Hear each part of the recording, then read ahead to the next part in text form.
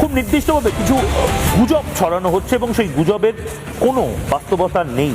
অনেকে বলছেন যাদের স্বামী কেন্দ্রীয় সরকারে কাজ করেন বা ছেলে হয়তো গভর্নমেন্ট সার্ভিস করে তারা লক্ষ্মীর ভান্ডার পাবেন না।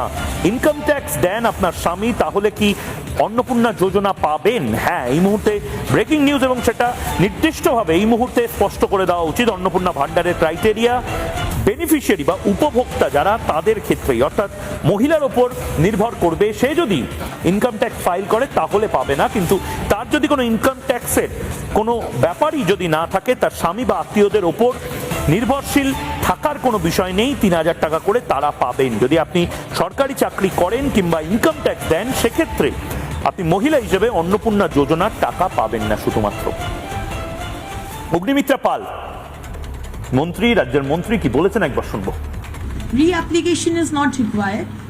যারা যারা লক্ষ্মীর ভান্ডার পেতেন তাদেরই নাম আবার করে অন্নপূর্ণার ভান্ডার, জাস্ট নামগুলো ট্রান্সফার হয়ে যাবে এই স্কিমে। না, ডাইরেক্ট ব্যাংক ট্রান্সফার হবে।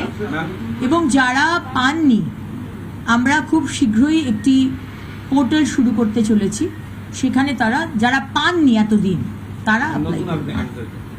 যারা সিএ এর জন্য অ্যাপ্লাই করেছেন ইন প্রসেস তারা অন্নপূর্ণার ভান্ডার পাবেন। যারা ট্রাইব্যুনালে অ্যাপ্লাই করেছেন তারা অন্নপূর্ণার ভান্ডার পাবেন। 1 জুন থেকে আমাদের অন্নপূর্ণার ভান্ডার চালু করতে হবে আমাদের প্রতিশ্রুতি অনুযায়ী। সুতরাং সম্মানীয় মুখ্যমন্ত্রী সে বিষয়ে প্রায়োরিটি ওয়াইজ এই বিষয়টিকে রাখেন।